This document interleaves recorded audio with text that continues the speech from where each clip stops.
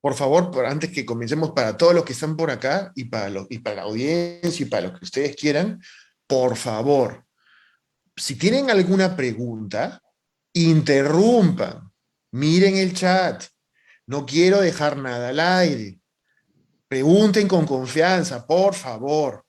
¿Ya? No, no me dejen hablando solo, porque yo me puedo mandar todavía. Esto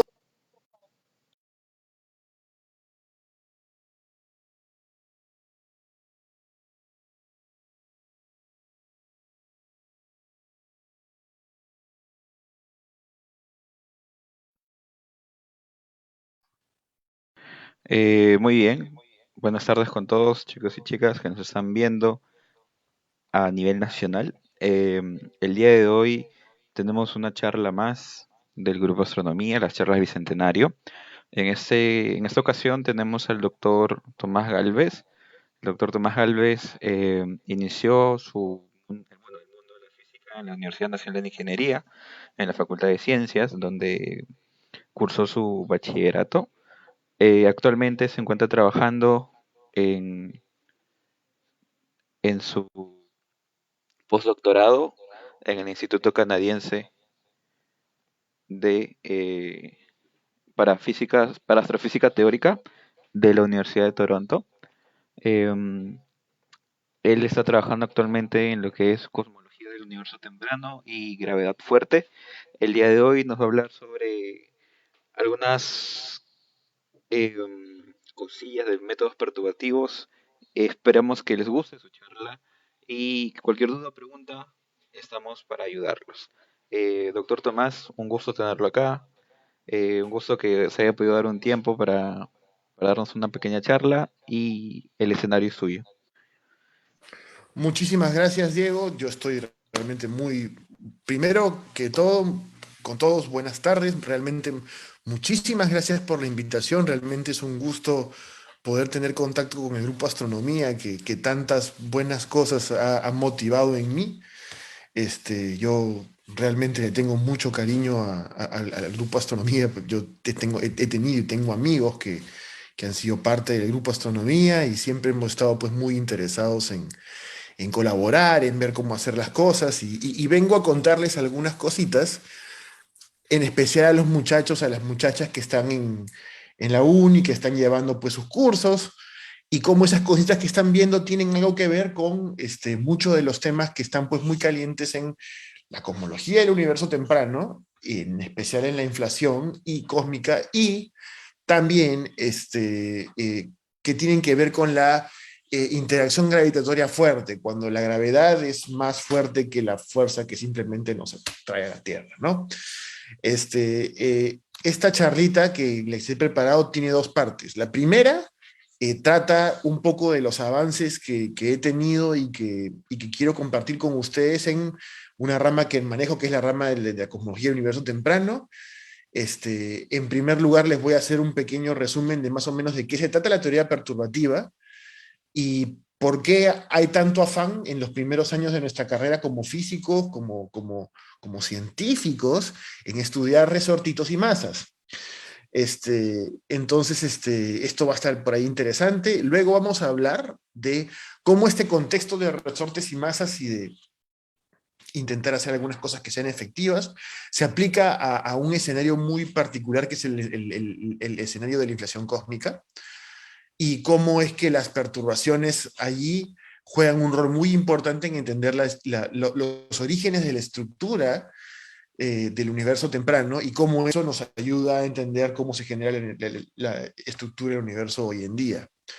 En especial, les voy a mostrar una técnica muy interesante para calcular la potencia de las perturbaciones o la intensidad que tienen las perturbaciones, que se basa en la separación de grados de libertades que se mueven rápido y grados de libertades que se mueven lento.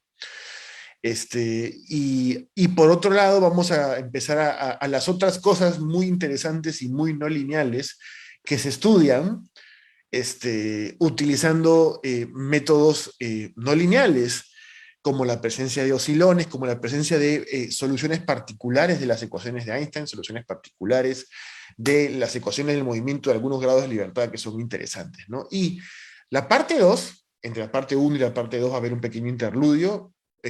Por favor, a las personas que nos estén viendo, que tengan algún chat, por favor, hagan sus preguntas y por favor, háganoslas saber. Realmente quiero que conversemos.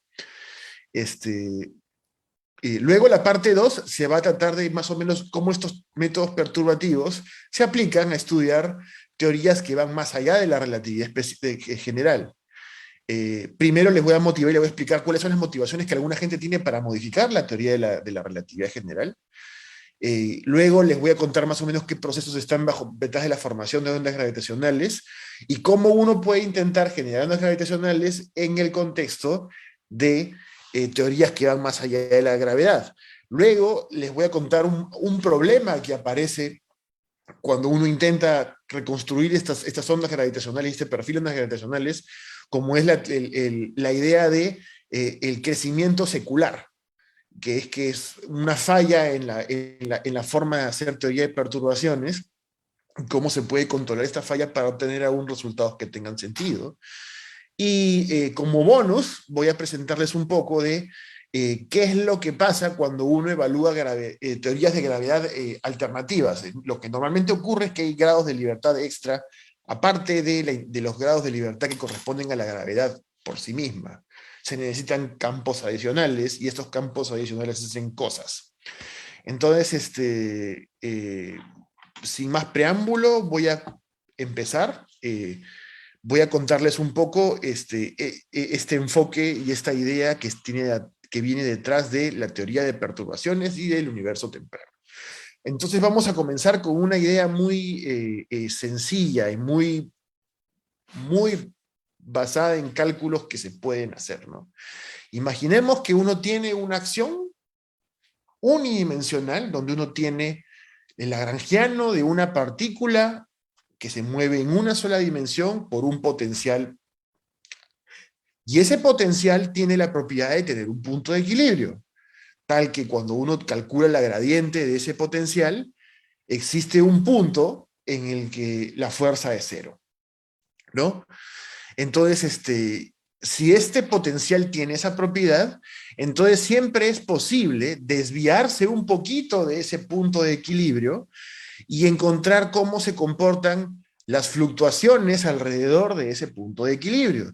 Y resulta que cuando uno hace una expansión considerando solamente pequeñas desviaciones alrededor de esa posición de equilibrio, uno se encuentra con la acción del oscilador armónico, sin importar lo complicado que sea el potencial.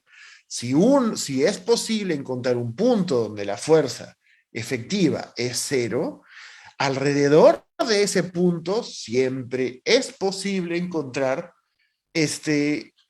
un comportamiento en el que el sistema se va a comportar como una masa y un resorte. Eso, en buena cuenta, explica por qué hay tanto énfasis en los sistemas de masa y resorte cuando somos estudiantes de antegrado. ¿Por qué nos tienen como locos en física 1, física 2 con masas y resortes?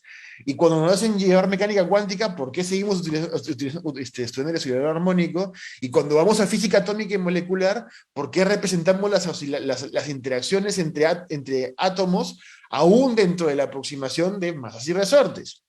Es porque a pesar de que la interacción es muy complicada, siempre va a haber un límite en el que esa aproximación armónica es válida. Lo más interesante ocurre cuando uno empieza a considerar interacciones que van más allá, cuando uno sube la energía de la teoría, cuando uno hace que la interacción sea más fuerte.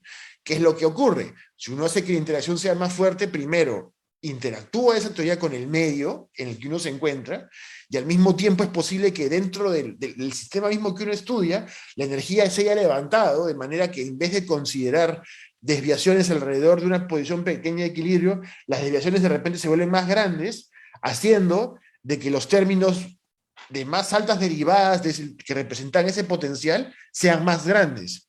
Entonces uno considera, en primer lugar, una pequeña deformación. Uno considera esta pequeña deformación que vendría a ser proporcional a la tercera derivada y a la desviación al cubo. Hay una trampa con ese término que he tomado, que en realidad ante determinadas circunstancias puede ser inestable, pero como es, supongamos, la la pequeña interacción con el medio, la cosa se puede regularizar, ¿no? Pero lo interesante de todo esto es de que incluso cuando uno ha encontrado un término extra que resulta ser más relevante para la perturbación que uno, para el sistema que uno quiere estudiar, es posible recalcular en esta nueva aproximación cuál sería la nueva posición de equilibrio, si existe una nueva posición de equilibrio y si existiría una nueva constante efectiva del resorte. Y si es posible calcular estas cantidades, es posible reescribir la acción nuevamente como un oscilador armónico, pero con una constante del resorte diferente y con una posición de equilibrio diferente. Entonces, resulta de que sistemáticamente uno, al incrementar la energía de un sistema, puede regresar en determinados sistemas a describir la dinámica del sistema aún como un oscilador armónico. Entonces, por ese motivo que es tan importante estudiar el oscilador armónico, porque no solamente pueden existir límites en los que muchos sistemas físicos se comportan como sistemas masas y resortes, sino que incluso cuando los sistemas físicos son excitados, es posible encontrar un régimen en el que mediante una redefinición de parámetros, mediante una redefinición de posiciones del sistema y fuerzas de interacción, aún se pueda recuperar un límite en el que el sistema aún sea el de una masa y un resorte. Muy bien. Entonces, con eso más o menos claro, paso a contarles, si es que no hay ninguna pregunta, paso a contarles más o menos cómo esto se vuelve relevante en el contexto de la inflación cósmica y en el contexto del universo temprano que yo estudio. Les pongo, ¿sí? Dime.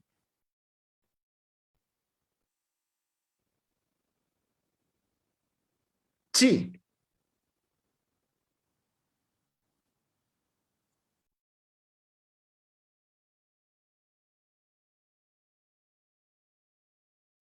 depende del sistema. Depende del sistema.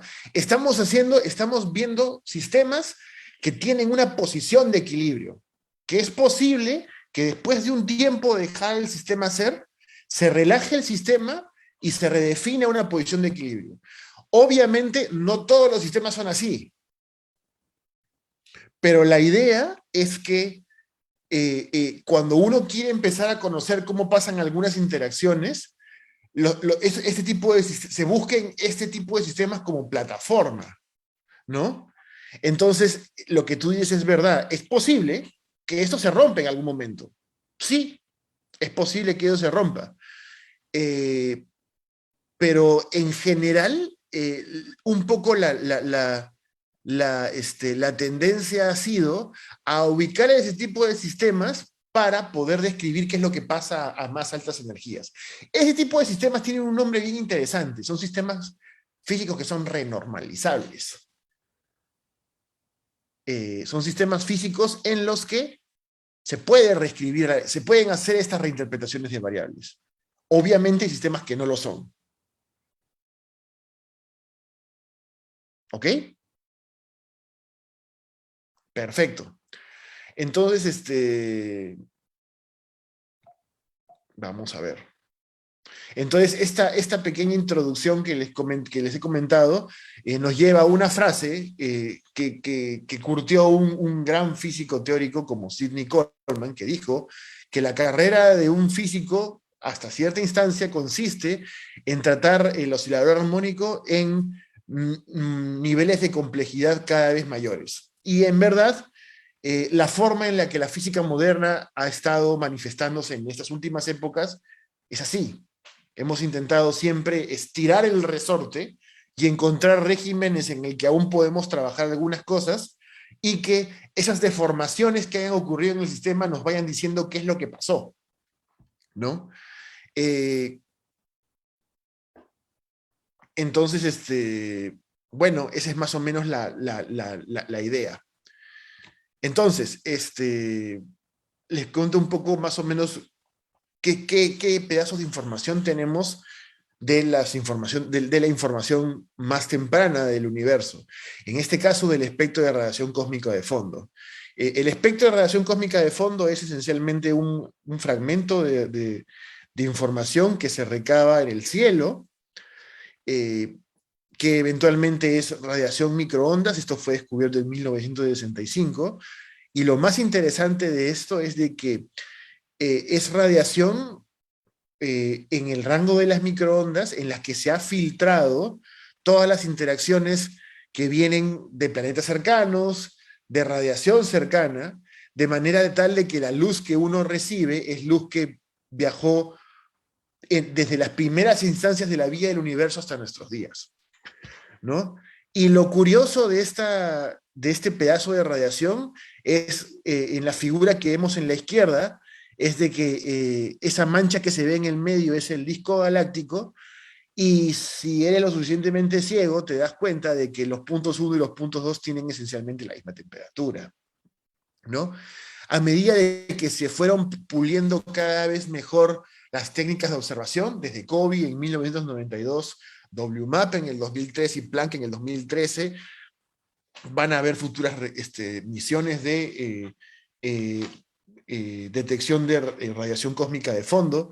Cada vez sabemos más sobre la aparición de anisotropías en esta instancia del universo. Estas manchitas que se ven en el CMB son manchitas que corresponden a desviaciones en un fondo, en este fondo verde de la izquierda, que está a 2 Kelvin. Cada manchita corresponde a una fluctuación del orden de microkelvin. Entonces estamos hablando de que se habla de un universo y de una etapa primordial en el universo en las que todo es esencialmente homogéneo y las fluctuaciones son muy pequeñas. Entonces, esto se ve cuando uno toma y descompone el mapa en lo que se podrían decir armónicos esféricos, y si uno se da cuenta de que hay muy poco poder en la franja que corresponde a los valores pequeños de L, o a los valores, los valores pequeños de L corresponden a aquellas regiones del universo que están muy distantes, o que corresponden a puntos muy distantes. Hay una pequeña, hay simplemente hay muy poco poder de fluctuaciones en esa banda de los primeros 50 valores de L. Y lo interesante es de que los puntos 1 y 2, que son puntos muy distintos en el cielo, aún así mantienen correlación estadística. Esto es confuso, pues, en muchas formas. ¿Por qué? Porque si uno, voy a lo siguiente, ¿no? ¿Por qué? Porque si es que uno supone de que el universo temprano estaba compuesto de alguna forma de radiación electromagnética o de materia como la conocemos usualmente, y uno permite que las fluctuaciones o que las perturbaciones de ese fluido viajen, uno se da cuenta de que las fluctuaciones de ese fluido, eh, teniendo en cuenta el tamaño el horizonte, lo que acá le decimos el horizonte de sonido, el horizonte sónico, es un fragmento, es una región del universo que representa qué tan lejos, que está delimitado por qué tan lejos la luz puede viajar.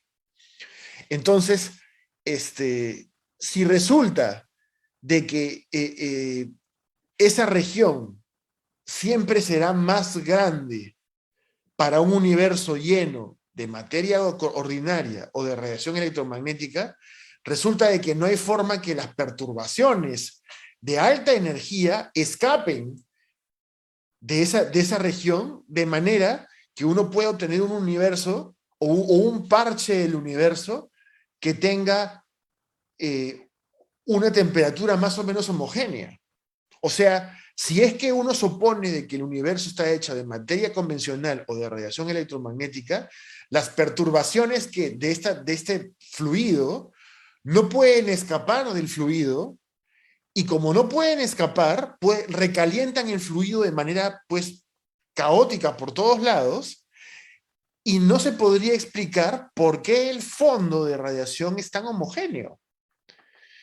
Entonces, una alternativa que aparece es la siguiente, ¿no? Supongamos de que durante las primeras instancias del universo hubo un fluido. Ese fluido no estaba hecho ni de materia relativista, ni de materia no relativista, ni de radiación electromagnética, sino de otra sustancia con una ecuación de estado diferente, de manera tal que las fluctuaciones de energía de ese fluido sí puedan escapar de ese volumen. Una vez que escapan de ese volumen, una vez que simplemente salen y se liberan, lo que va a ocurrir es de que ese sistema puede alcanzar el equilibrio térmico.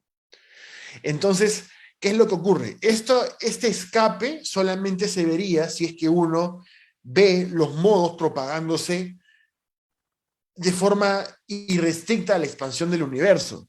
Y para que esto ocurra, la escala física, la escala en la que uno ve el universo simplemente expandirse y uno no se expande junto con el universo, esa escala física tiene que expandirse de manera violenta para que eso ocurra. Eso haría que los parches que uno puede observar desde un observador que siente y que se expande junto con, con todo el universo, vienen estos pequeños parches y que las fluctuaciones de materia puedan escapar de estos parchecitos. De manera de que una persona que se mueve junto con la expansión vería un parchecito que eventualmente, cuando sale toda la energía de él, llega a estar en equilibrio térmico.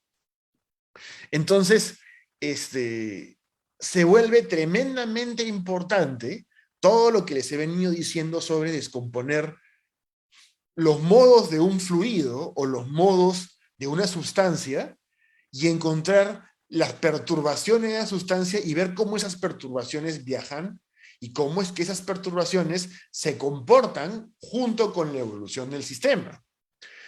En esa instancia, regresar al oscilador armónico es vital, porque ahí uno va a poder describir la dinámica ya no solo del fluido, sino de las perturbaciones del fluido y qué les pasa, y si llegan a escapar o no llegan a escapar.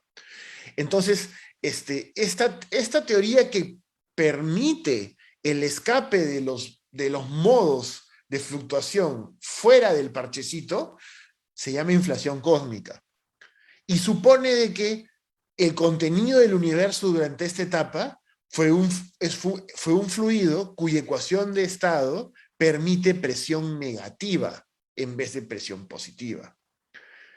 Entonces, cuando uno empieza a hablar de el comportamiento del fluido como un todo, del fluido como una masa homogénea que se ve, que se ve por todos lados igual, y además uno le suma a esto pequeñas perturbaciones, es importante entender cuál es la ecuación de movimiento de esas perturbaciones.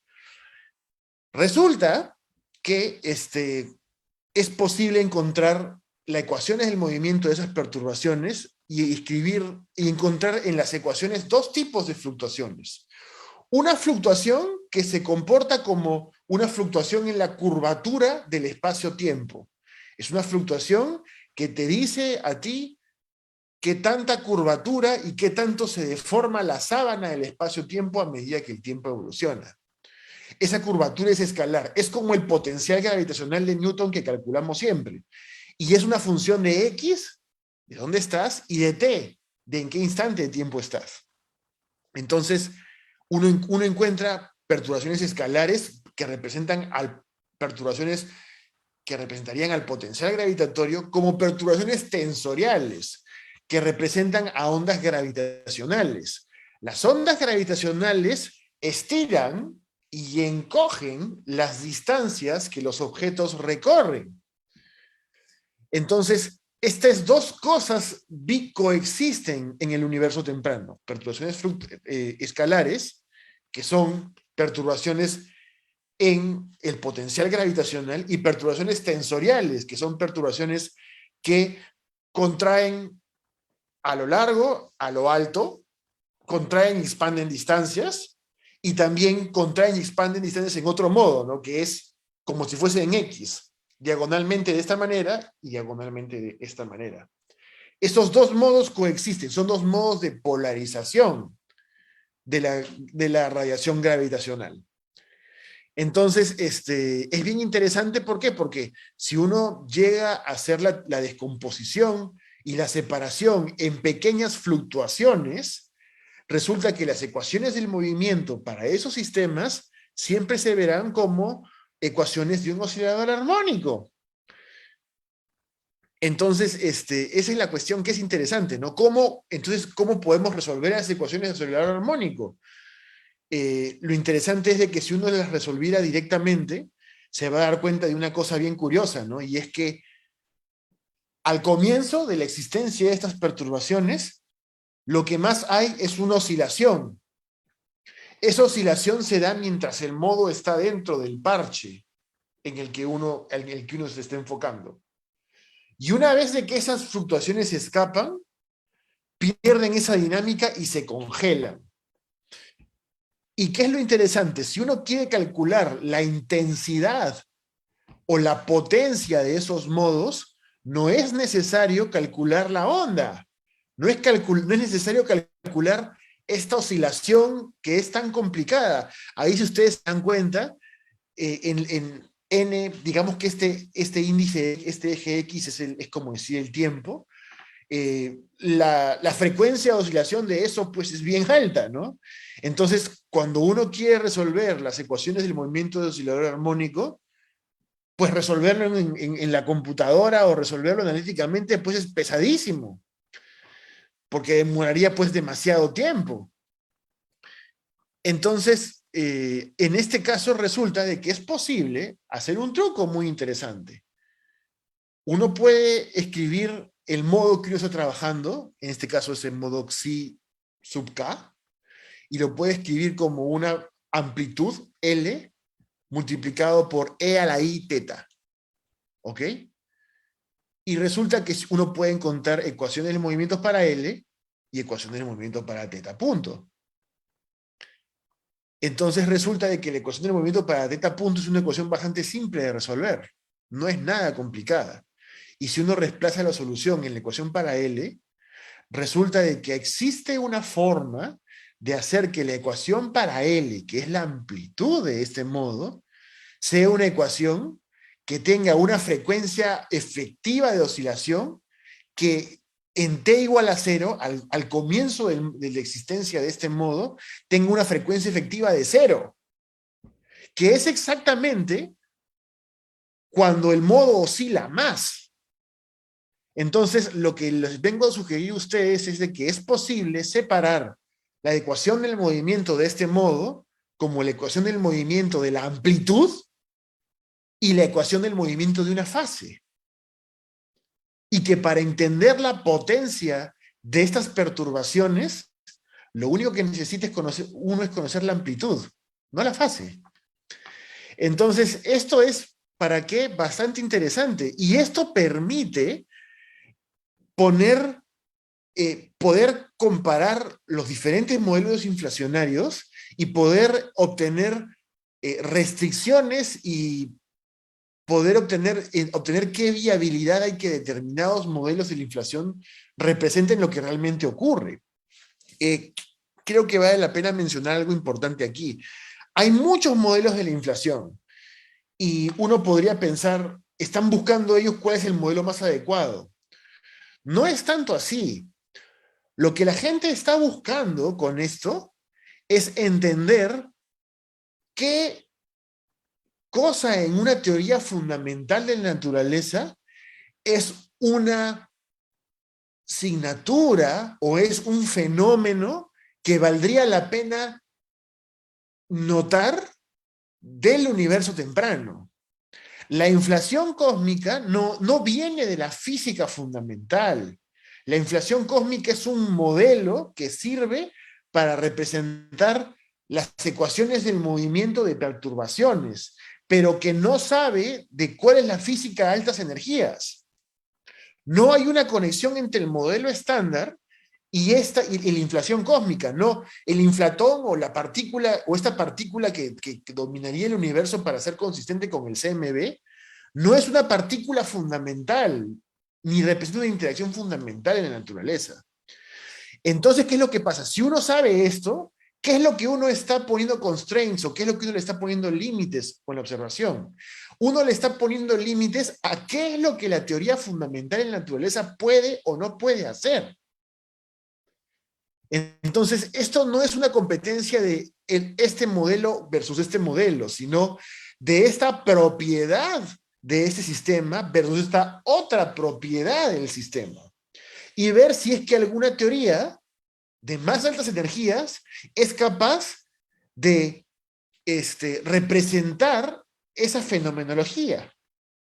Entonces, la inflación cósmica debe ser entendida no como un modelo fundamental en la naturaleza, sino como una forma de parametrizar lo que ocurre en el universo temprano. Y a través de entender esa parametrización, uno puede entender qué cosas y qué fenómenos ocurrieron para que se puedan ver determinadas cosas en el cielo. Creo que esa es una idea muy importante que vale la pena notar. ¿Tienen alguna pregunta?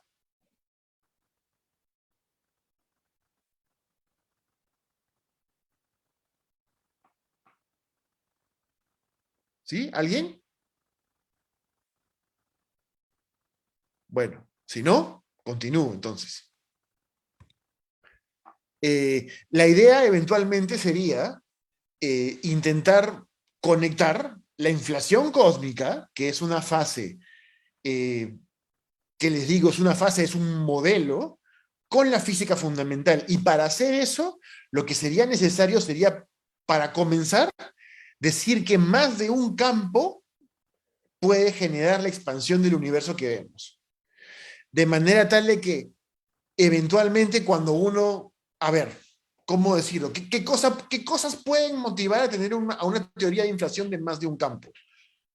Cuando uno trabaja en supersimetría y uno rompe la supersimetría de dos cargas, o sea, un modelo hecho de dos fermiones y dos bosones, resulta que en ese tipo de modelos se pueden encontrar que los segmentos que se rompieron después de la simetría pueden generar más o menos unos 77 campos escalares.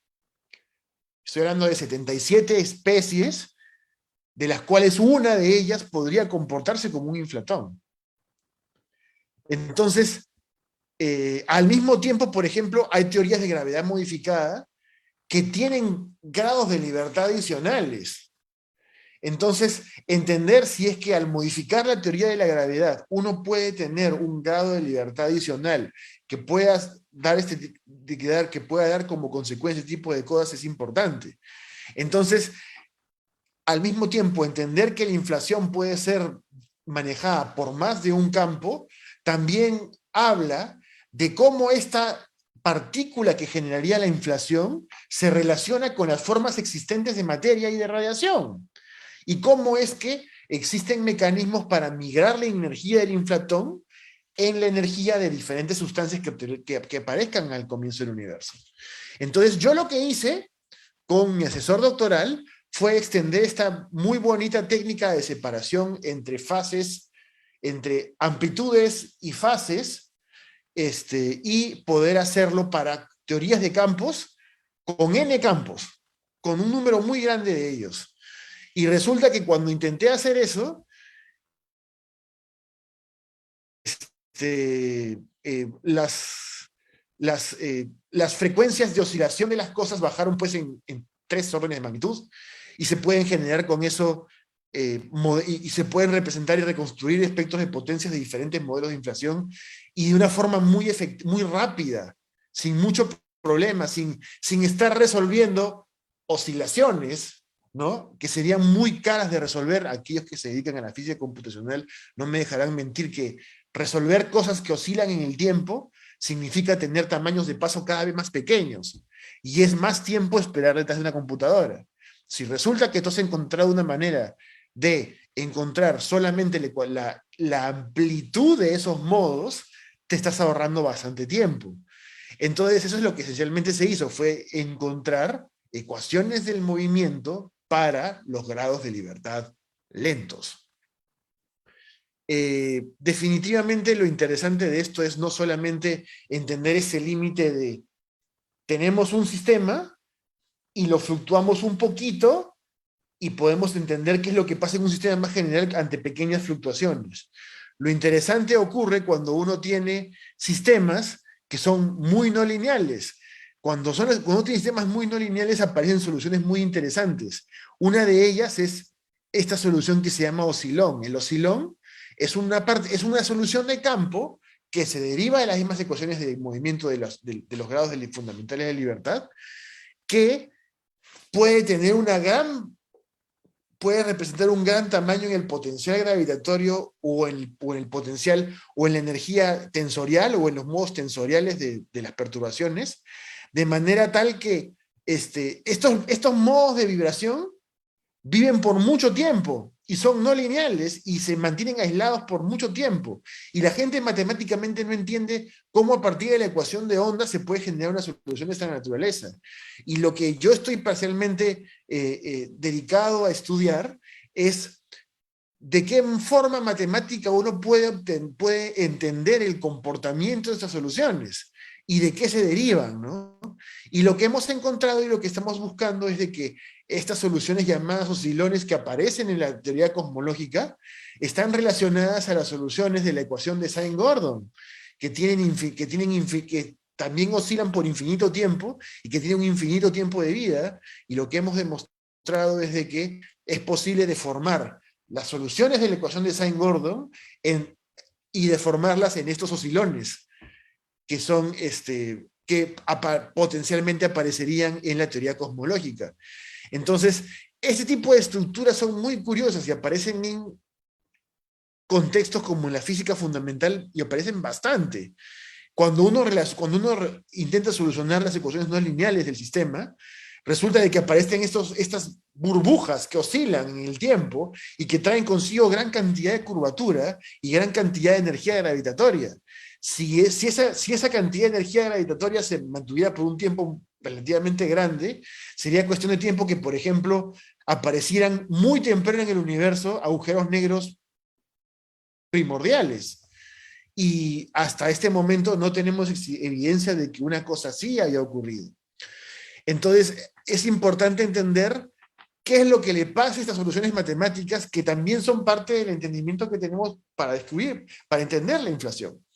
Entonces, esto se convierte en un asunto muy interesante y muy valioso, que vale la pena tener ahí en mente. Voy a pasar a la segunda parte de la charla. Por favor, me gustaría que me hagan alguna pregunta, si es que la tienen, si es que hay algo que no les queda claro. Por favor, pregunten. No hay ninguna pregunta tonta ni Hola, nada por el Tomás. estilo. Hola, qué gusto. Este, yo tenía una pregunta. Sí, Me queda un poco la duda de esta teoría, porque tú antes de demostrar, ¿no?, que esta perturbación se manifiesta como oscilación y sé que se puede escribir matemáticamente, pero se parte de que o planteas la existencia de un fluido que te permite, que las oscilaciones escapen a este. Y esto no es el principal limitante a lo que se está haciendo, porque es como que desde el inicio yo veo que está esto que me limita, porque estoy planteando algo que, no sé, no existe. lo que pasa es de que, a ver, te cuento, te reformulo un poco la hipótesis. Uno tiene que asumir que el universo temprano está hecho como un fluido, que es una mezcla de cosas, ¿ok? Y uno quiere entender de que estas perturbaciones, que las perturbaciones que más energía tienen, que generan correlaciones muy largas, de alguna manera tienen que escapar. ¿Para qué? Para poder explicar por qué el universo en una fase tan temprana llega a mantener un equilibrio térmico. Definitivamente no todas las perturbaciones van a escapar de ese parche. Van a haber muchas que se van a quedar, pero hay algunas que sí tienen que poder escapar. Las que se tienen que escapar son aquellas que harían que el mapa del CMB tenga diferentes lóbulos y diferentes temperaturas en diferentes regiones y que la diferencia de temperatura sea inmensa. Esos modos tienen que escapar. Los otros que tienen más baja energía y que están en parches muy pequeñitos, ellos se pueden quedar. Ya, ok. ¿Ya? Y sí, bueno, ¿Sí? tenía otra pregunta que era, Dime. cuando tú mencionas en la parte cuando hayas la acción, y mencionas que hay una redefinición, ¿no? Para poder encontrar o trabajar en el límite y encontrar estas oscilaciones, pero mencionabas que no se puede aplicar a todo tipo de sistemas o que no se cumplía en todo tipo de sistemas. Sí. Entonces, como que, ¿qué características físicas yo necesito para poder o para que esto se cumpla? Ya. Eso es muy, muy interesante. Normalmente, el tipo de modelos que se estudia y que uno busca enfrentar en ese tipo de cosas, son modelos en los que tú tienes, en el que se te ofrece la posibilidad de poder reescalar la escala de energía cuantas veces quieras, que se pueda reabsorber. Hay teorías en las que esto no ocurre. Por ejemplo, una de ellas es la relatividad general, en la que a partir de cierta escala tú no puedes reabsorber las correcciones que ésta tiene. Eh, son, ese es el detalle, ¿no? Si bien es verdad de que no todas las teorías permiten hacer esto, hay teorías que no permiten hacer esto cuando la energía llega a cierto nivel. En el caso de la relatividad general, la escala crítica de energía es la escala de la masa de Planck. Pero la inflación cósmica está conjeturada para ocurrir después de la masa, o sea, para temperaturas más bajas que las temperaturas en las que se le encontraría el universo cuando la escala crítica es la masa de Planck. Entonces, las teorías que eventualmente no permitirían este tipo de reescritura y de readaptación de un sistema son teorías en las que, por ejemplo, eh, permitirías tú de que se genere que se pueda drenar infinitamente energía de un sistema. Si es que tú tienes un baño térmico, ¿no? Tienes un baño térmico que está ahí, y cuando tú intentas, y cuando este baño térmico es demasiado grande, existe un límite en el que tú, cuando quieras describir la interacción, lo que pasa en tu sistema chiquito que está encostado en ese sistema, al costado del sistema térmico muy grande, si tú empiezas a drenar más energía, resulta que puede hacer esto infinitamente. Entonces, en ese tipo de sistemas, te das cuenta de que no hay forma, no habría forma de eventualmente saciar un poco esto, ¿no? También esto ocurriría cuando en sistemas en las que eventualmente, mejor dicho, creo que es al revés, ¿no? Cuando tú puedes estar en contacto con un sistema tal que siempre vas a contar con energía suficiente para remover más energía y poder resumar y poder reinterpretar la física de lo que ocurre en el sistema. Cuando empiezas a darte cuenta de que ya no puedes hacerlo y cuando te has drenado toda la energía de tu tanque térmico, ahí ya no puedes hacer porque estarías empezando a darle energía al sistema otra vez. Esto ocurre, por ejemplo, cuando uno tiene teorías que tienen lo que se llaman ghosts, teorías que tienen fantasmas. Son teorías que tienen grados de libertad que tienen energía cinética negativa. Esas teorías pueden jalar una cantidad infinita de energía y nunca ser saciadas. Y llega un momento donde eventualmente tienes que drenarles y dar energía de vuelta, ¿no? Entonces eso hace de que aparezca un criterio de energía negativa y la teoría se vuelve inestable. Eventualmente llega un momento donde no se pueden escribir perturbaciones y de repente haces que las perturbaciones sean más grandes. Haces que lo que está ocurriendo es esto, ¿no? Tú tienes un sistema que está en equilibrio y estás haciendo que las perturbaciones cada vez sean más grandes. Imagínate que llega un momento donde tú haces que la perturbación sea más grande y que tu potencial, en vez de ser así redondo, se vaya para abajo. Cuando se va para abajo, resulta que como tú intentas hacer que la energía sea más grande, la perturbación se vuelve infinita. Entonces, eso ocurriría cuando eventualmente llegas a encontrar una inestabilidad, llegas a encontrar un momento en el que a partir de cierta escala de energía, si intentas perturbar otra vez, te vas a ir y vas a perder energía infinitamente. Y esto puede ocurrir casi en cualquier sistema, ¿no? Entonces, la idea siempre ha sido partir de límites en los que uno siempre pueda hacer esta reescritura. ¿Por qué? Porque eventualmente son los límites en los que uno puede eventualmente decir de que el sistema permite un equilibrio térmico. Y si es que llega un momento en el que no se puede, entender qué tienes que hacer para corregir la teoría.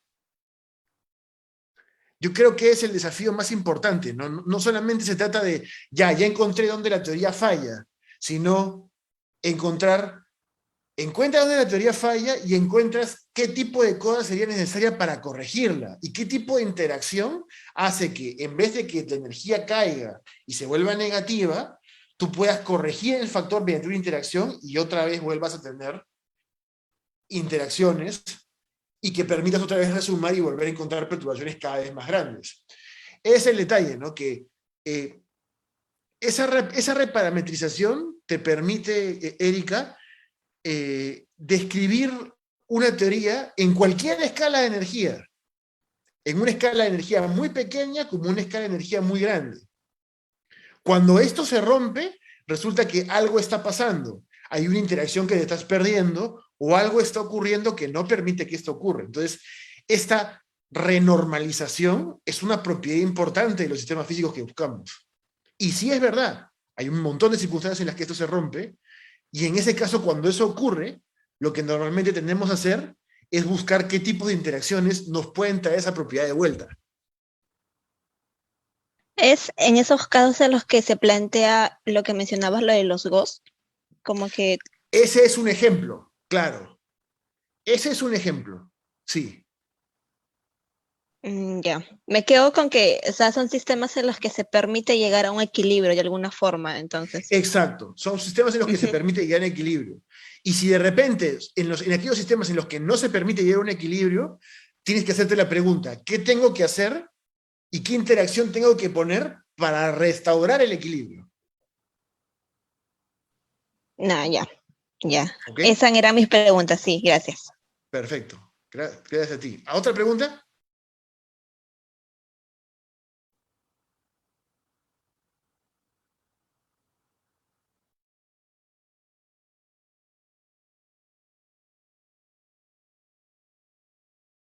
Ya. Perfecto. Continuamos entonces. Esto va a ser relativamente más rápido, pero también al mismo tiempo, ojalá que les parezca interesante. Quiero presentarles a ustedes, o sea, ¿qué es lo que ocurre? ¿Qué motiva a las personas a pensar en que es posible y es factible modificar la teoría de la relatividad general como teoría que describe las interacciones gravitatorias a diferentes escalas energéticas? Y es que la relatividad general plantea situaciones en las escalas bajas de energía, dentro de lo que se llama el infrarrojo, y también problemas dentro de las escalas altas de energía, que son las escalas ultravioletas. En las escalas en el infrarrojo, plantea dos situaciones creo que son fundamentales en el ambiente cosmológico. La primera es la existencia de materia oscura y energía oscura. En el caso de la materia oscura, se plantea de que los test locales de la gravedad no permiten que haya solamente una teoría de relatividad general y de materia estándar. Y esto ocurre porque eventualmente lo que uno encuentra es que el espectro de velocidades en sistemas que tienen muchos cuerpos, resulta de que las velocidades que alcanzan los cuerpos que tienen determinado tamaño son mucho mayores de lo que esperáramos si es que no hubiese ninguna forma de materia en el medio. Y eso llevó a plantear la idea de que hay un segmento y un volumen de materia que no sabemos de qué está hecha, que ocupa un determinado volumen, tal que cuando uno considera que hay una cantidad de materia allí, los cuerpos puedan moverse a estas velocidades que uno puede observar tanto en las simulaciones como en las observaciones. Y en el caso del segundo problema, que es el problema de la constante cosmológica, uno se da cuenta que existe una tremenda disparidad entre la mínima energía que uno puede obtener a través de la teoría cuántica de campos, que es la energía cuando uno llega digamos, mantener todas las perturbaciones en equilibrio y llega a mantener a los sistemas estables sin generar partículas en demasía. Uno se da cuenta de que el cálculo de esta energía de vacío comparado con lo que hace que el universo se expanda aceleradamente como lo vemos hoy, esas dos cantidades tienen más o menos 100 órdenes de magnitud de diferencia. Esa diferencia es terrible. Y eso ocurre porque estamos intentando pensar en que lo que hace que la materia, lo que hace que el universo se expanda como lo vemos, como que el universo tenga la expansión acelerada que vemos hoy en día, está ocupando un volumen o está generando una acción que haga que el universo se expanda, ¿no? Cuando en realidad es posible que simplemente nosotros no entendamos la física de la expansión del universo o la física gravitatoria a determinada escala. O sea, no tiene que ser porque no sabemos si es que hay un segmento de la teoría ahí, un segmento de la materia que nosotros no conocemos, sino que puede ser que la materia como lo conocemos esté tal y cual la vemos está bien, sino que es posible que nosotros no entendamos la física gravitatoria en determinadas escalas. Eso es lo que plantea la modificación de la relatividad general en el sistema, en el límite infrarrojo. En el límite ultravioleta viene un viejo conocido de los físicos teóricos, que es que la relatividad general no es renormalizable. No existe una teoría cuántica de gravedad. Potencialmente la teoría de cuerdas es un buen candidato a ello. Y estos problemas de ultravioletas e infrarrojos tienen una conexión importante, que es que cuando uno no sabe bien cuál es el comportamiento del campo gravitatorio en determinadas escalas, no sabe bien cuáles son los contribuyentes principales de los mínimos niveles de energía de un sistema. No solamente entender cuáles son los límites mínimos de energía de un sistema, no solamente eso es entender los límites mínimos de las cosas que tengan que ver con materia, sino también de las cosas que tengan que ver con gravedad. Entonces, en la ausencia de eso, como que no se tiene una real magnitud de cuál es el número. Entonces, estas dos cosas están relacionadas, porque al haber una ausencia de una teoría cuántica de gravedad, no se entiende bien cuál es la energía de vacío del sistema. Luego de entender un poco cuál es la motivación para proponer estas teorías modificadas de gravedad, quiero presentarles a ustedes un problema muy interesante, y es lo que usualmente ocurre cuando uno intenta aplicar teoría de perturbaciones como la que les he venido comentando que uno utiliza para la inflación, para determinados sistemas que evolucionan por mucho tiempo, ¿no? En este caso yo les presento, por ejemplo, el caso de una ecuación diferencial no lineal muy simple que se llama la ecuación de Duffing. Y lo que uno normalmente hace es intentar resolver esta ecuación perturbativamente. Y resulta que la solución perturbativa, que es relativamente fácil de calcular, versus la solución real, diverge horriblemente después de un tiempo. Y esto es porque aparece un problema al momento que uno intenta resolver perturbativamente algo, ¿no? Cuando uno intenta resolver perturbativamente algo, uno trunca la solución hasta cierto orden.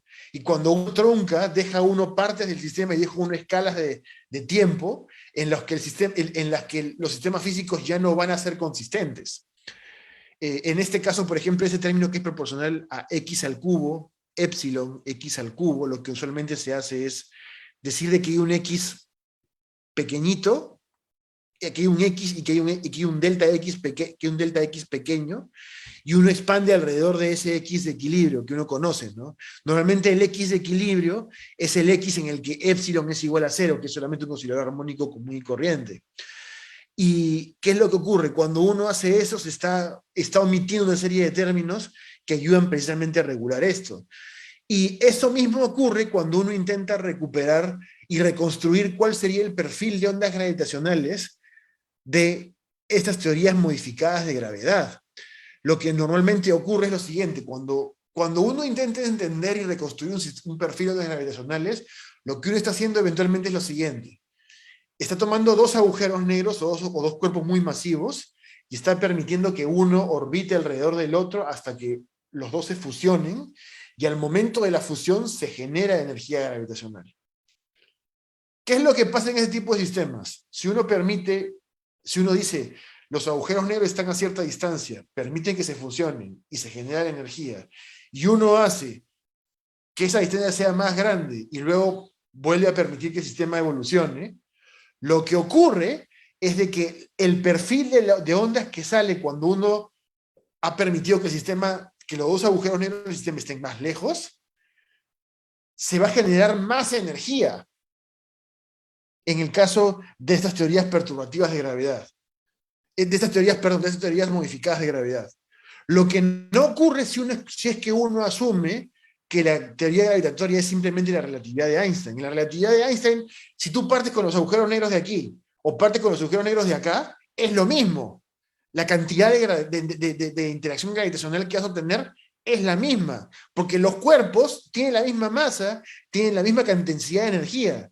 La densidad de energía no ha variado por haber hecho tú esto o esto o esto, poniendo simplemente más lejos, nada más. Lo cual no ocurre cuando uno tiene esas teorías de gravedad modificadas. ¿Por qué? Porque al haber un campo, además del campo gravitatorio que está en el medio, es un campo debido a grados extra de libertad, resulta de que la energía de ese campo extra también genera una salida de energía fuerte. Y mientras más lejos estés, ¿qué es lo que ocurre? Que estás interactuando más con ese campo externo. Y ese campo externo le está dando más energía a la interacción gravitatoria y estás viendo esa salida de energía. Pero nuevamente, esto no debería ocurrir. Y esto está ocurriendo, ¿por qué? Porque estás resolviendo la dinámica de los cuerpos de manera perturbativa, aplicando pequeñas desviaciones a la vez, ¿no?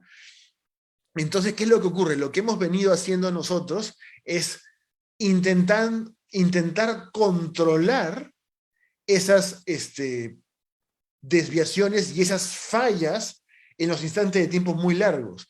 Y esto parte de una idea muy interesante, que es permitir soluciones de las ecuaciones diferenciales que puedan ser modificadas por los parámetros de la solución original que uno tiene. En el caso de esta ecuación de Duffing,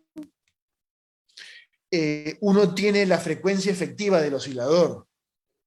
Una forma de poder controlar ese sistema sería hacer de que la frecuencia efectiva del oscilador se vuelva una función del tiempo. Lo que hemos encontrado nosotros es una manera sistemática de encontrar qué función del tiempo tienen los parámetros del sistema para mejorar la solución que uno obtiene al aplicar la teoría de perturbaciones. Esto que viene matemáticamente es un poco denso. Déjenme saltarme unos pasos, pero déjenme también mostrarles qué es lo que ocurre, ¿no? Nosotros desarrollamos una técnica para poder interpretar este tipo de soluciones, y nos dimos cuenta de un sistema muy interesante, ¿no? que se llama la solución de Korteweg-de Vries. La solución de Korteweg-de Vries es la solución de un solitón, de simplemente un perfil de una ondita que se mueve en el tiempo. ¿Y qué ocurre? Cuando ese sistema de esa ondita que se mueve en el tiempo se le perturba al añadirle un término de fricción, resulta que cuando uno resuelve perturbativamente el sistema, lo que ocurre es lo siguiente: en un momento corto de tiempo, uno llega a encontrar una solución que se parece a la resolución total del sistema, y luego, después de un tiempo, la solución revienta. se vuelve un pico inmenso, muy complicado de controlar. En cambio, la solución real del sistema, se la voy a mostrar en este video de aquí. La solución real del sistema es esta solución en negro. Y la solución aproximada que nosotros hemos construido es la solución en azul. Y se puede ver de que la solución en azul que hemos obtenido, la solución en azul que hemos obtenido, se comporta muy bien, se comporta aproximadamente bien a la solución total del sistema sin aplicar teoría de perturbaciones. Lo cual es diferente a cuando uno aplica la teoría de perturbaciones estándar, porque el resultado de la teoría de perturbaciones estándar es van a ver ustedes que es la línea morada en el figura. Miren, crece, se vuelve inmensa y se va más allá, ¿no? En cambio, la técnica que hemos desarrollado nosotros es una técnica muy interesante porque permite mantener cierta consistencia con la solución total por un tiempo mucho más largo. Entonces, esta técnica que hemos sugerido, que es una técnica para poder controlar esta radiación externa o este crecimiento desmesurado de la solución en el tiempo, es necesaria para poder reconstruir y absorber las divergencias que aparecen en un sistema. Y finalmente, déjenme contarles un poco de qué es lo que pasa en esas teorías modificadas de gravedad con los grados de libertad extra. Resulta que cuando uno tiene grados de libertad extra en estas teorías modificadas de gravedad, uno ha ganado extra fuerzas, y esas fuerzas extra hacen cosas sobre la materia. Entonces lo que la gente hizo en el tiempo fue ver la forma de apagar esas fuerzas extra para recuperar resultados consistentes con las observaciones que tenemos de la relatividad general ordinaria. El detalle está en lo siguiente, es que esas formas de apagar esa interacción extra, o esa fuerza extra, no son válidos en todas las instancias posibles. Por ejemplo, cuando uno tiene un agujero negro, y ese agujero negro está rodeado de materia, lo que va a ocurrir es lo siguiente: hay una región cerca del agujero negro en la que la materia es absorbida con mucha velocidad hacia el agujero negro. Entonces, si la materia orbita de manera estable al agujero negro y hay una región cercana al agujero que tiene una densidad de materia más baja, resulta que en esa densidad de materia más baja, en esa pequeña corona, se va a manifestar ese grado de libertad extra. Y lo que hemos detectado nosotros es que ese grado de libertad extra va a generar extra fuerzas. Y en algunos casos va a generar la formación de singularidades desnudas, que son regiones del espacio-tiempo en donde la curvatura es infinita. Y que eso no estaría cubierto por ningún horizonte de eventos, sino se vería simplemente una región con altísima curvatura que se vería prácticamente como un hueco esférico que se empieza a achicar, que no ha sido detectado en ninguna instancia, ¿no? Y resulta que algunas teorías modificadas de gravedad sí pueden generar estas singularidades desnudas. Entonces, lo que se hizo fue que la gente que empezó a constituir esas teorías, nos dimos cuenta que lo que hicieron fue corregir, añadiendo términos de más alta curvatura a sus teorías. Y eso hizo que se generen picos de curvatura, pero no singularidades. Y eventualmente eran picos que se absorbían muy rápidamente al interior del agujero negro y luego se comportaba el sistema como un sistema tradicional. Entonces, eso es esencialmente lo que les quería mostrar el día de hoy. Yo les agradezco mucho de antemano la oportunidad que me dan de mostrarles algunos de estos resultados. Por favor, pregunten todo lo que sea necesario. He omitido una parte extremadamente técnica sobre cuál es la manera en la que funciona este procedimiento de renormalización y en algunos casos de absorción de divergencias en la teoría perturbativa, pero si están interesados, por favor, pregunten lo que sea necesario y les iré contando más o menos cómo funciona. Pero concretamente hasta este momento creo que eso sería esencialmente todo. Muchísimas gracias y por favor espero sus preguntas. Hola Tomás, yo tengo una pregunta, aprovechando Dime. que acabas de hablar sobre los grados de libertad extra. Entonces, Sí, entiendo que esto sería como un fenómeno local y virtual, porque entendería que sería algo relativamente cerca a esta colisión que se puede dar de los agujeros negros, y por lo tanto tampoco habría forma como que de comprobar que esto está sucediendo. Es eso algo es lo así. que ocurre, ¿no? Sí habría forma de comprobar que una cosa así está sucediendo. Yo diría que más que todo lo que está pasando es lo siguiente. Te he mostrado dos cosas que están pasando, ¿no? Una es, cuando uno intenta recuperar el perfil de ondas gravitacionales generado por esas teorías, uno obtiene divergencias que no tienen sentido físico, ¿ya? Ujú. Entonces, para poder encontrar una manera, ¿y qué ocurre? Resolver completamente las ecuaciones de Einstein para obtener la radiación gravitacional real en estas teorías, en muchos casos las ecuaciones diferenciales no tienen solución, o ni siquiera está planteado si estas teorías admiten problemas de condiciones iniciales. Mm, Entonces, pero al mismo tiempo, o sea, esa situación no es un problema en sí de la teoría, sino es un problema de la truncación que está haciendo la teoría. Recuerda que cuando uno plantea teorías modificadas de gravedad, lo que uno está buscando es un límite en el que uno pueda ver la relatividad de Einstein y alguito más. Entonces, estimar qué cosa es ese alguito más es bien complicado. Y en muchos casos es posible de que las ecuaciones que yo tenga que resolver para ese caso sean demasiado complicadas. Entonces, lo que se está proponiendo aquí es, vayamos a cuando sí se pueden resolver las ecuaciones. Y eso ocurre cuando uno tiene, y eso ocurre cuando uno puede resolver ecuaciones a nivel perturbativo.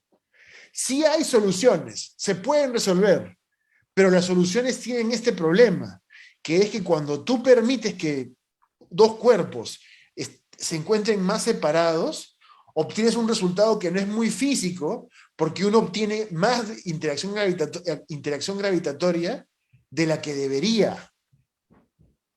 ujú. Entonces, uno tiene que controlar ese exceso de energía y tiene que poder renormalizarlo. Eso es lo que pasa desde el punto de vista de la reconstrucción de ondas gravitacionales. Desde el punto de vista de qué es lo que ocurre cuando uno tiene objetos muy masivos, como los que existen al centro de nuestra galaxia, como son agujeros Los negros AGN. supermasivos, lo que pasa es de que esos sistemas están rodeados de materia. Las galaxias, los clústeres, son sistemas muy densos. Pero ¿qué ocurre? En el centro de esos sistemas, donde suponemos que hay un agujero negro supermasivo, hay una caída importante de la densidad de energía. Es allí donde sí se podría ver la presencia de una fuerza extra. Ahora yo planteo la siguiente pregunta. ¿Qué es lo que pasa si en vez de tener un sistema así recontramasivo, con mucha masa alrededor y con un agujero negro en el centro, ahora uno tiene dos de estos? Y uno permite de que los grados de libertad al interior de los grados de libertad extra en esta corona se sobrepongan. Uno está sobreponiendo de manera no lineal dos fuerzas.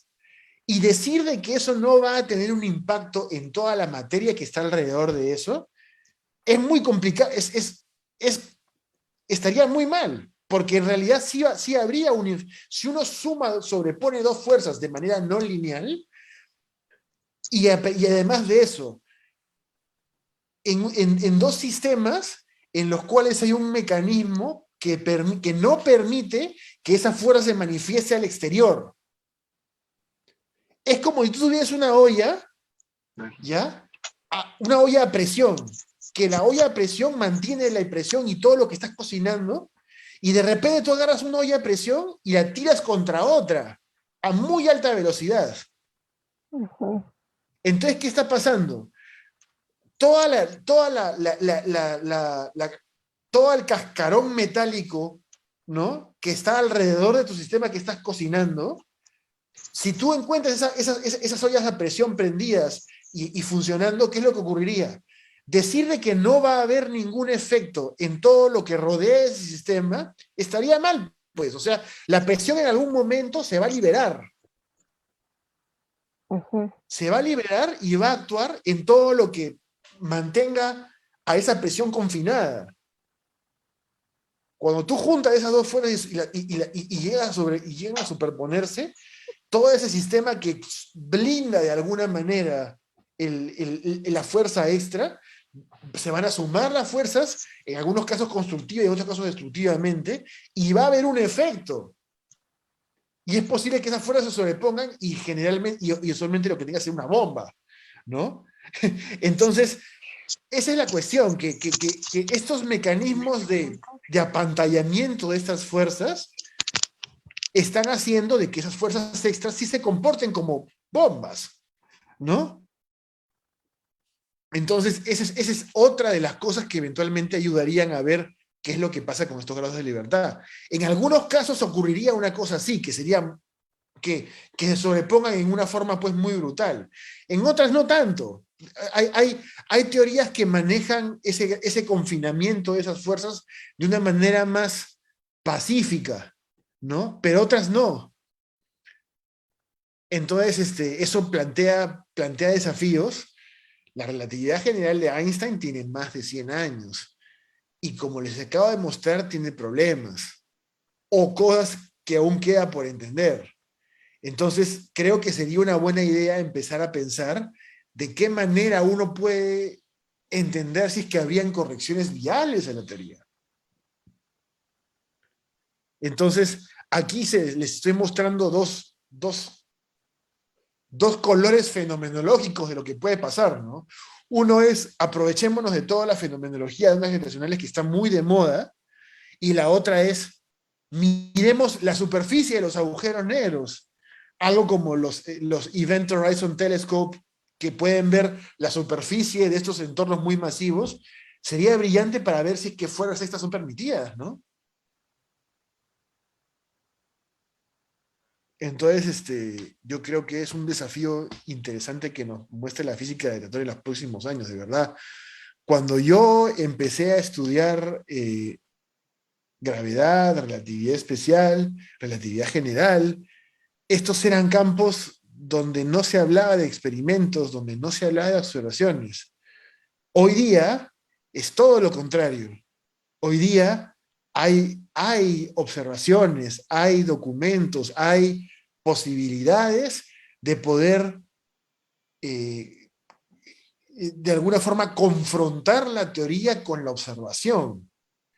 Y parte de mi trabajo es encontrar modos para que el desarrollo teórico en estas teorías tenga una representación observacional que permita ser comparada. La relatividad general, las ondas gravitacionales últimamente han puesto límites muy fuertes en qué cosa se permite para la relatividad general, qué cosa se permite que modifique la relatividad general. Entonces, hay poco espacio, pero hay espacio. Entonces hay que intentar adecuar los resultados de estas teorías extra de gravedad para ver en qué límite y en qué rango es posible obtener resultados consistentes con las observaciones últimas que están haciendo. Ya no solamente es LIGO y Virgo los que están obteniendo observaciones y detecciones de mergers de agujeros negros o de estrellas de neutrones. También está sumando CAGRA, también está sumando otras misiones, también está sumando LISA. Entonces, la detección de ondas gravitacionales va a ser algo que sea realmente entendido a muchas escalas, y por ende sería una gran idea empezar a trabajar en cómo hacer que este desarrollo teórico que ha habido en los últimos años pueda ser confrontado con eso, ¿no? y empezar a generar modelos más o menos creíbles o verosímiles de la teoría, ¿no? Gracias por tu pregunta, Erika. ¿Alguien más?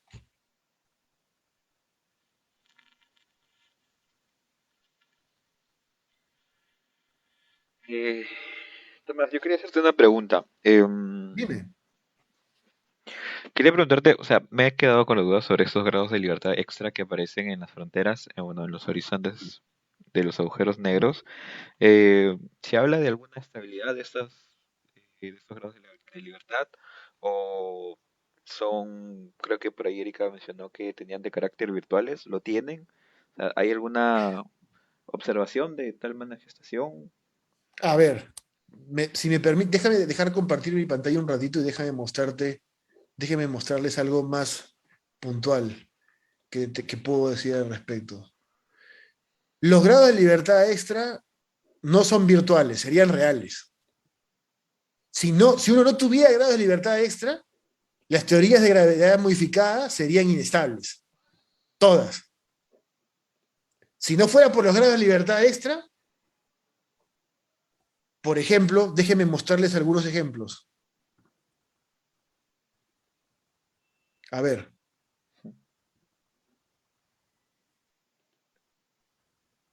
¿qué pasaría?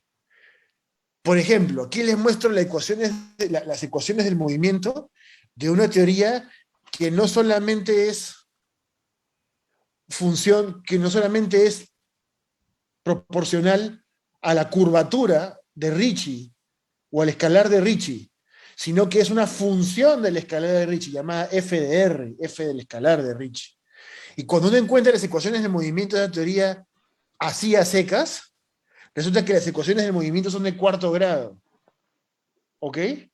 Si las ecuaciones del movimiento son de cuarto grado, la teoría,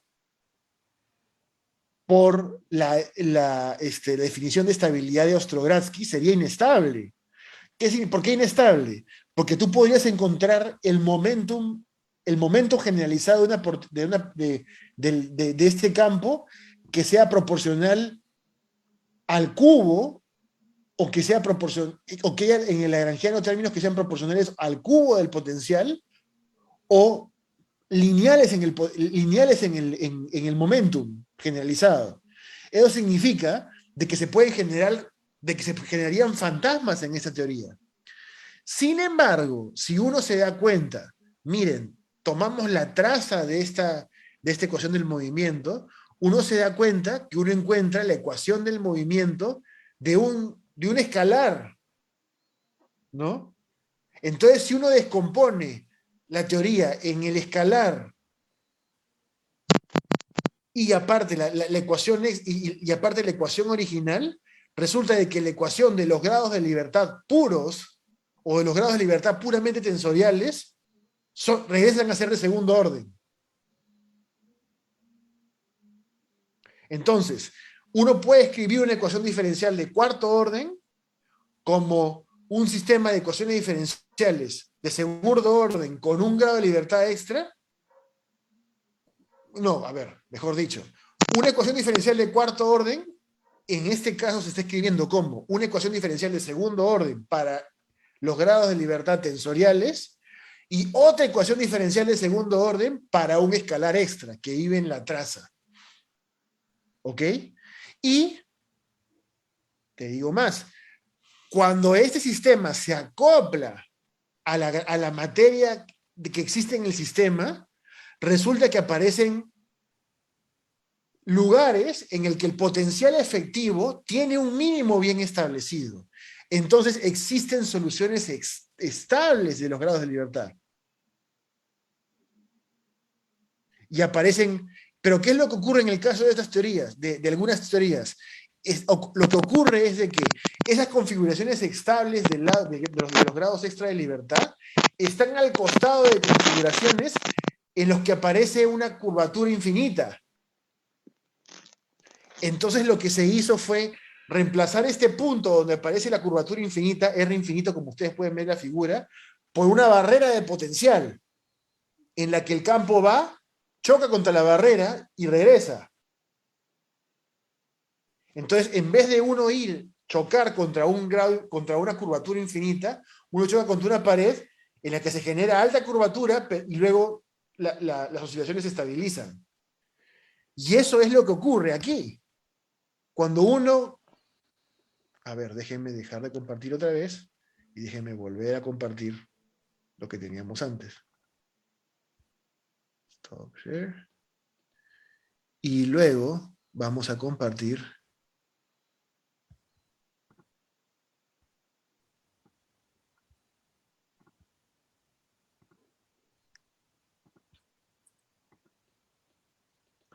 y lo que aparece aquí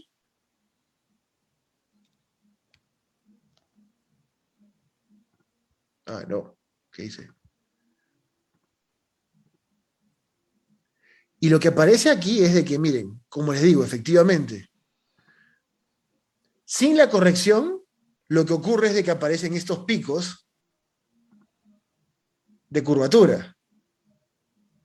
Y con la corrección, que se puede ver a la derecha, los picos de curvatura llegan a ser finitos y luego la teoría se estabiliza y aparecen configuraciones estables en las que el campo no es cero. Y eso es lo que ocurre. Se llega a configuraciones estables donde el campo no es cero. Si existen estas configuraciones estables donde el campo no es cero y aparece algo en el exterior que implica que hay una nueva dinámica del campo, o sea, aparece algo en la distribución de materia que genera que el campo se empiece a mover, entonces hay que observar bien cómo ese campo va a responder a esas perturbaciones. Si es una fuerza extra y es dinámica, van a haber rangos para en los que de parámetros para esa teoría, en los que la fuerza va a ser muy no lineal y va a actuar en la materia. Y cuando actúa en la materia observable que uno puede ver, se podrían ver cosas pues espectacularmente como que notables, se podrían ver explosiones, ¿no? Lo cual no aparece. Entonces, lo que les digo, el mensaje que les venía trayendo es que las fuerzas extras en teorías modificadas de gravedad existen. Y existen en muchas formas. Lo importante es aprender a entender bajo qué límites esas fuerzas extra no son nocivas o no modifican notablemente lo que entendemos de la interacción gravitatoria. Eso creo que es lo fundamental de esto, porque yo pienso que de una forma u otra sí van a haber grados de libertad extra. Cuando uno sube la energía de las cosas, entran más derivadas en la acción. Y cuando entran más derivadas, si uno resuelve las ecuaciones del movimiento estándar, se generan inestabilidades, ¿no? ¿Y qué forma de combatir esas inestabilidades? Permitiendo que esa energía extra se distribuya en otros campos, ¿no? Cuando se distribuye en otros campos, uno puede ver los efectos de esas derivadas extra en los entornos, ¿no? Y ver si es que, hasta qué punto la existencia de esas fuerzas extras es viable. Y nos ayuda a entender qué tipo de términos de corrección uno puede tener en la teoría. Ese creo que es la finalidad, ¿no?, de todo esto. Genial, ¿Alguna Tomás. pregunta más? ¿Algo más? Uy.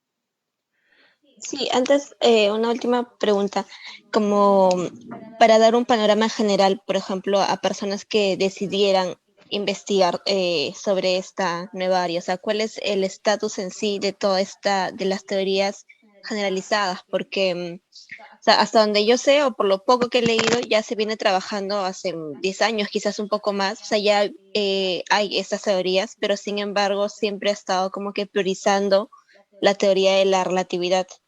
Pero ahora con lo que tú mencionas, que esto de los nuevos experimentos y las nuevas técnicas de observación, o sea, abre realmente una posibilidad para alguien que quiera investigar en esta área, o sea, ¿cómo Sí, está visto claro. dentro de la comunidad científica? En verdad sí, definitivamente. Y el trabajo viene desde intentar acercar estas teorías a un límite observacional y también viene por encontrar e interpretar nuevas teorías. Entonces, desde el punto de vista teórico, hay mucho que se puede ver Y yo también diría que desde el punto de vista observacional, porque hay más parámetros y hay nuevas cosas que hay que tener en cuenta para poder ofrecer límites realistas para estas teorías, ¿no? Entonces sí, sí, miren, hay trabajo en las teorías que ya existen. Ni siquiera pensar en las teorías que están por proponerse, ¿no? Entonces, yo creo de que se vienen épocas pues muy interesantes en las que en realidad tenemos que realmente pensar muy bien en qué alternativas son viables o no.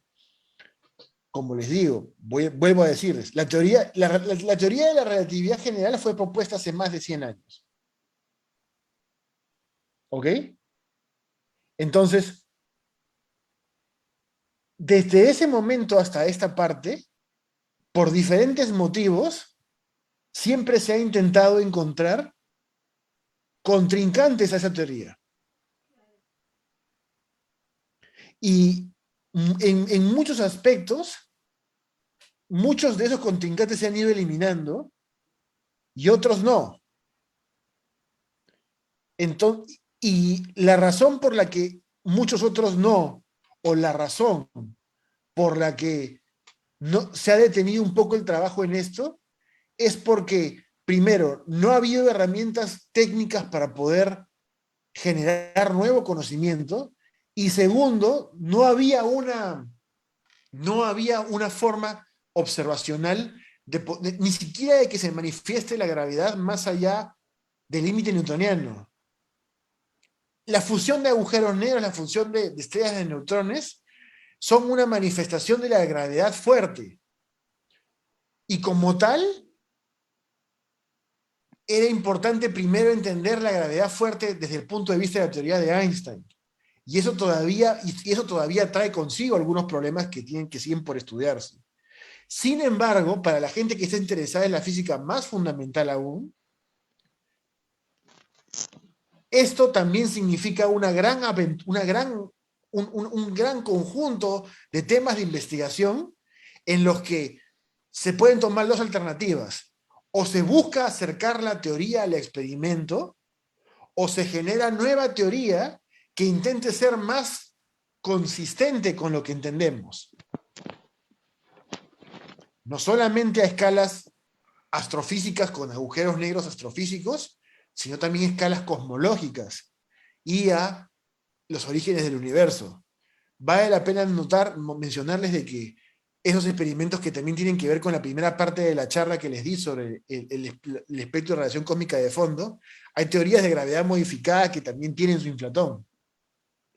Y yo diría de que al día de hoy, según estos datos, el modelo que es más consistente con el espectro de radiación cósmica de fondo del CMB, medido por Planck o medido por diferentes misiones, es una teoría de gravedad modificada llamada la teoría de Starobinsky, que es R más R cuadrado, que tiene un grado de libertad extra.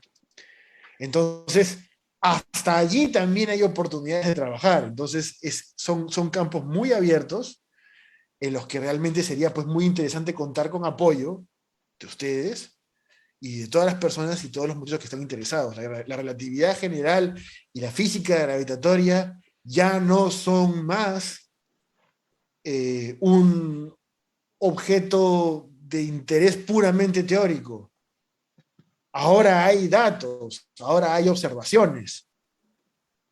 Y sería bueno que en la UNI y que en el Perú nos empecemos a unir y a encontrar formas de cómo contribuir con ese desarrollo.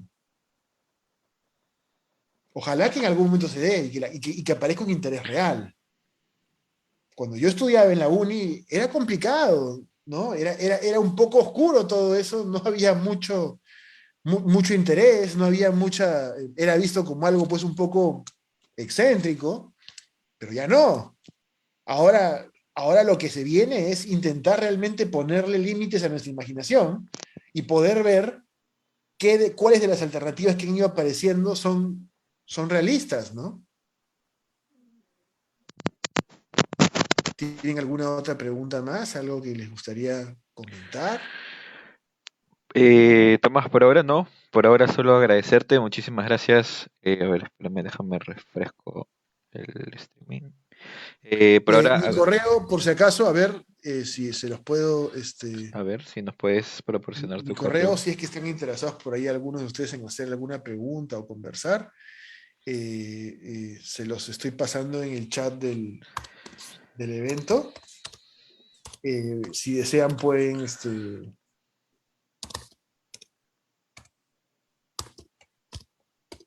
compartirlo, ¿no? Genial, Tomás, muchísimas gracias. Nosotros vamos a estar ahí. eh, aquel que nos pregunte, se lo vamos a pasar sin ningún problema para que puedas entablar tú una conversación. Nuevamente, muchísimas gracias por tomarte este tiempo y estar acá con nosotros. Eh, y nada, te pedimos que te quedes un momentito para conversar de manera interna. Claro. Nuevamente, muchísimas gracias. Si tienes algún mensaje final para los chicos que te estén escuchando. Sí, por favor, estas han sido épocas muy complicadas para los estudiantes en todo el país. Y quería darles desde aquí, desde la distancia, un gran abrazo a todos y a todas y compartir con ustedes el siguiente pensamiento, ¿no? Nosotros los físicos hemos visto que en el siglo XVI-XVII un loco señor llamado Newton escribió el Principia Matemática en el medio de la peste negra. Eh, la mecánica cuántica floreció en, y tomó mucho vigor en medio de la gripe española.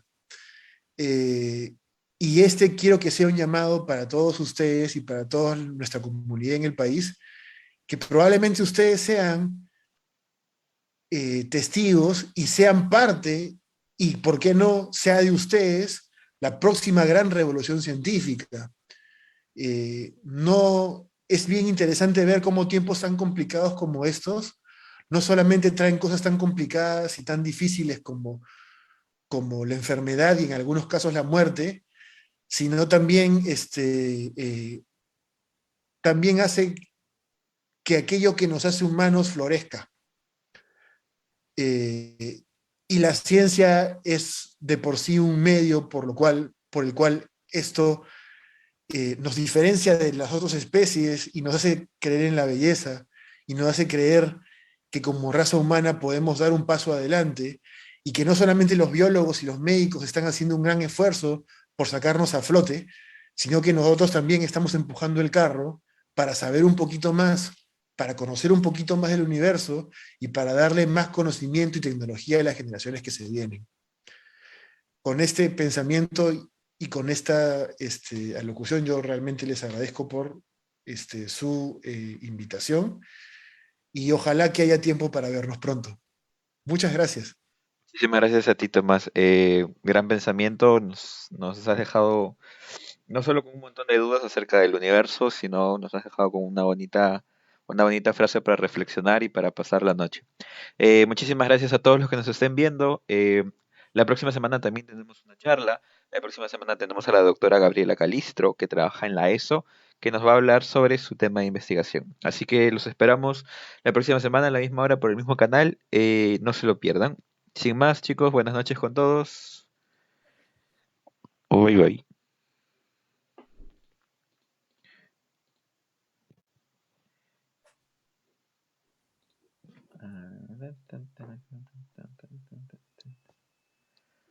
Ya está.